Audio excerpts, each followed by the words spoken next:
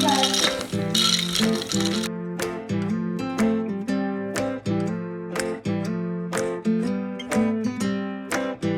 Monday afternoon, y'all. A very rainy Monday afternoon. I think a lot of us are having very rainy days here lately. Every single day. Not every day, but it seems like it. So we're in the kitchen. Oven is ready. We're about to make something that a few of y'all have asked me to make. And I made these one time. I can't remember how long ago it's been, but they didn't turn out right. So I'm gonna try it again.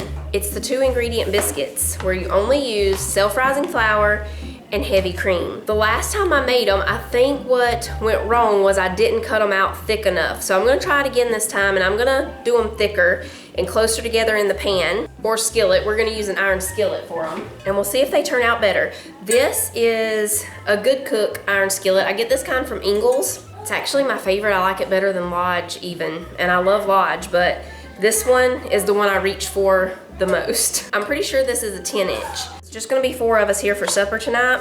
I'm making a pizza pasta bake. We'll be making that here in just a little bit too. I'm gonna go ahead and get it made. So here we go. Self-rising flour and heavy cream is all you need. Most of y'all who asked if I would make these ask about making them the way Kent Rollins did. Now a lot of people make these biscuits, but he did do something different that I think most people don't do, and that is he used bacon grease to put in the pan before he made the biscuits. So that's what we're gonna do. If I can find my bacon drippings, Ken. Where is it? Titus uses it a lot. Oh, here it is.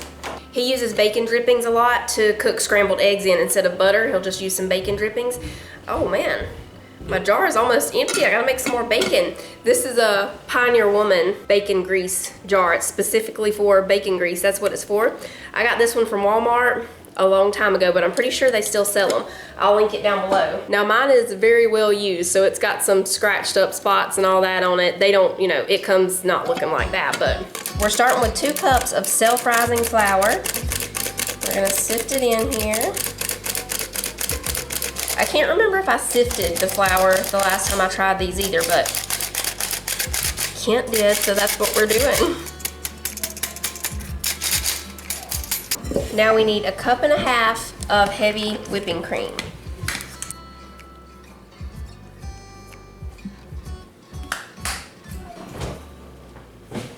We'll just pour that right in and mix it up.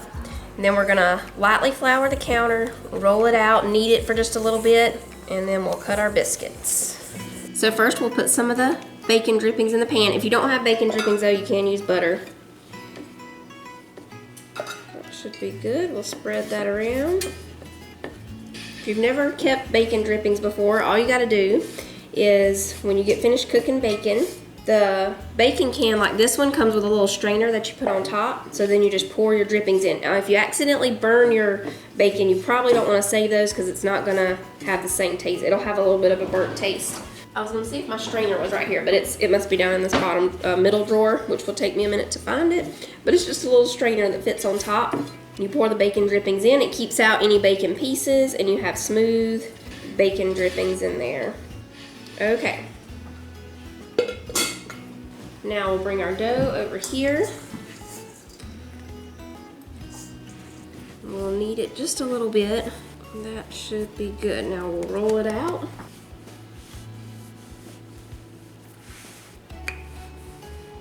Now I'm gonna stop right here. This is how thick I'm gonna do them this time, because like I said, last time I cut them too thin and they just did not turn out right. Now this is not a biscuit cutter. This is actually a thing to do ice cream sandwiches with, but it works for biscuits. So we're gonna use this, and then you just push it out like that. I got this from Aldi. It actually works better as a biscuit cutter than the ice cream sandwich thing.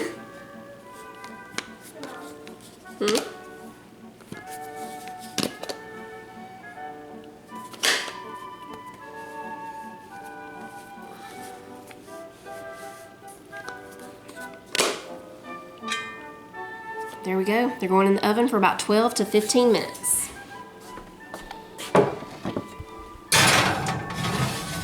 While those are cooking, we'll get all this cleaned up. We're gonna make some smoothie packs this afternoon. We'll make our pizza pasta bake, and if I have time, I'm also gonna make some sausage, egg, and cheese biscuit bombs to have for breakfast this week. hold up, I forgot something that Kent did that I didn't do. He brushed a little heavy cream on top, but they are gonna rise better this time, it looks like.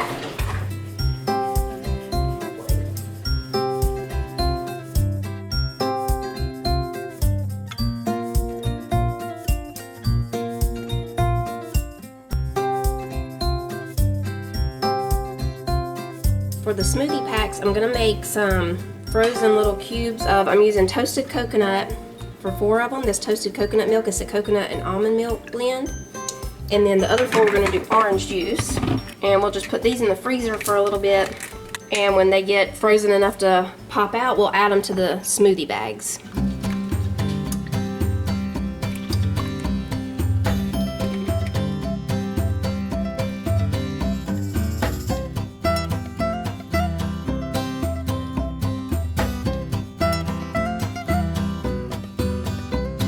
These definitely did better than the last time I made them. Let's see how they are. These are great. I think what makes them so great is using the bacon grease instead of butter.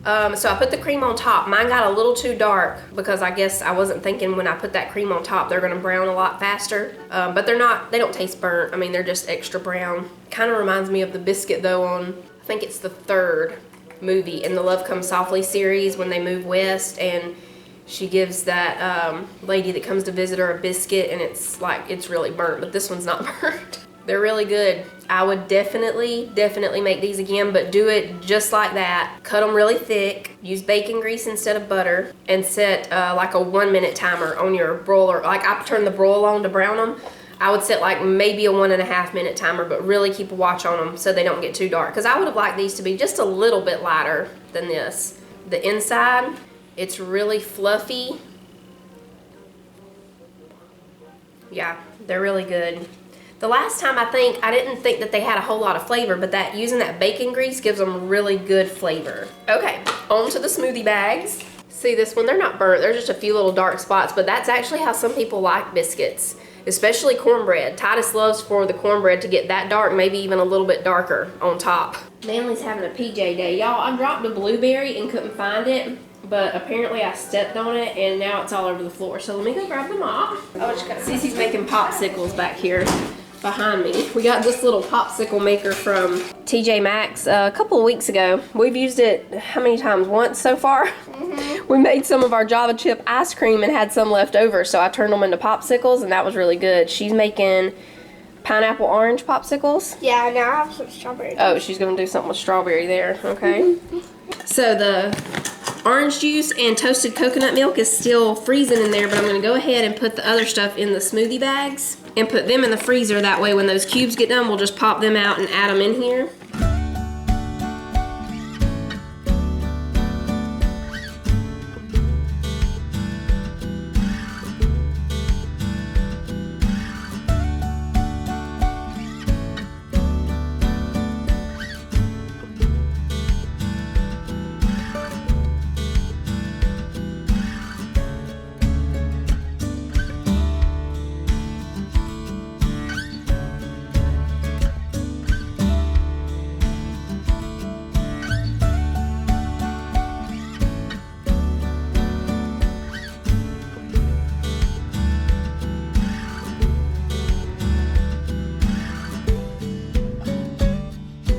I'm not gonna have time for the biscuit bombs this afternoon, but that's okay. I might be able to get to those later tonight. For this pizza pasta bake, this time we're just using Italian sausage. Like I said, there's only gonna be me, John, Cece, and Manly here for supper tonight, so I don't need a huge one. Roll my arm went to the other arm. What happened? Oh, you almost rolled it from one arm to the other? Yeah. That's an amazing trick. Today we're just making strawberry cake, passion cake, green tea, and regular, unsweet, and sweet. Oh wait, I need to get. She's doing a tea episode back here. What do you got going here? Passion? Yeah, passion. Walmart didn't have the Tazo Passion either, but they had a great value version of it.